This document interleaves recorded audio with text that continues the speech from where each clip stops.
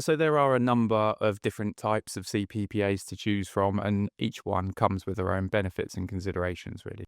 So CPPAs with new assets, or new to earth CPPAs, are agreements with a new renewable electricity generation project that can only proceed as a result of the business's investment in that asset via the long-term agreement.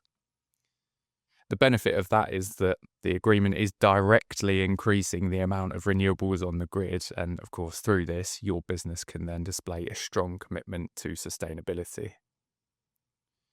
On the other hand, new to earth CPPAs also come with some additional considerations. So there can be challenges associated with the development of the project, like obtaining planning permission and grid consent, meeting the agreed timeframes of the project, and producing the anticipated amount of renewable generation. A lot of those risks can be mitigated through the terms of the CPPA and protect customers financially, though you would need to consider the supply procurement options should delays occur. So as you mentioned, there's some challenges there potentially with having a new to earth asset. It's quite desirable for a lot of businesses. There are issues with getting the actual site up and running. There can also be challenges with the finance side of it. So for those businesses who might have looked into this in the past or maybe recognize those challenges, what are the options that they've got around CPPAs? Yeah, so for perhaps a more accessible for a lot of customers option, a CPPA with an already existing generation asset is also an option. So they can provide long-term price certainty, and while existing CPPAs don't enable the completion of a new renewable project, they do avoid any potential development challenges that can be associated with a new to earth CPPA.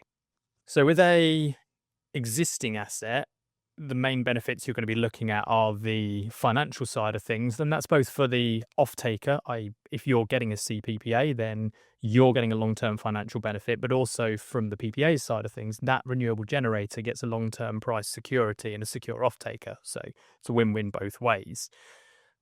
When it comes to how CPPAs actually interact with your main supply, you hear different terms, things like pay as produced, pay as forecast, shaped, or firmed is another term that's often used.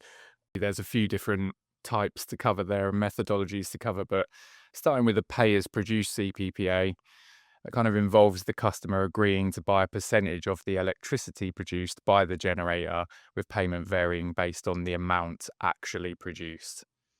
In contrast to that, for a pay as forecast CPPA, this involves the customer purchasing energy based on the day ahead forecasted generation rather than the actual output. And then finally, a shaped or firmed corporate PPA has the intermittency of the generation profile turned into baseload blocks or an agreed profile, making it simpler to manage with a procurement strategy or in an accompanying electricity supply contract.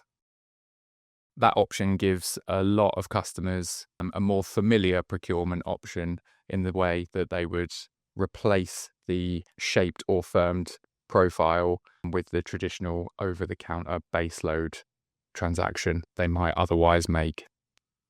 So when we're talking about shaped and firmed and replacing a traditional hedging strategy or risk management strategy, what we're really talking about here is rather than buying a block of energy off of the wholesale market, you'll actually be buying that from a specific generator and then sleeving that into your main supply contract.